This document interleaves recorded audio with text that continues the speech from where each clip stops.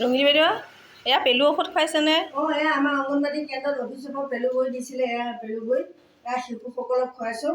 এয়া 2 বছৰৰ পৰা 5 বছৰলৈ, 2 বছৰৰ পৰা 3 বছৰলৈ, 2 বছৰৰ পৰা 3 বছৰলৈ মানে এফালকে খুৱাব দিছে পেলু বৈ।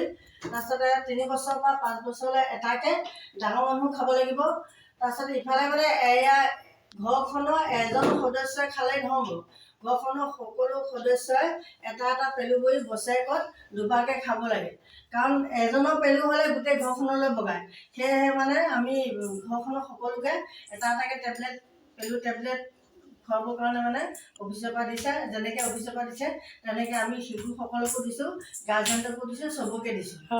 ইমানেই। ৰাতি খুৱাব লাগিবনে? ৰাতি অহাৰ পিছত এটা খুৱাই দিলেই হ'ল আৰু। প্ৰত্যেকে এটা খালেই হ'ল আৰু, নহ'লে বগাব নহয়। এই বেমাৰটো বৰ বেয়াটো পেলু বেমাৰটো।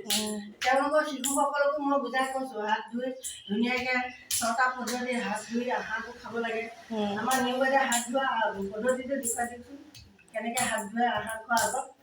আহাৰ খোৱাৰ আগতে পানী লৈ পেলাই চাবোন দি হাতখন ধুই ল'ব লাগিব। ধুই কৰি লৈ আঙুলিকেইটা এনেকৈ ধুব লাগিব। তাৰপিছত আকৌ তলুৱা এনেকৈ মাজিব লাগিব। হয়।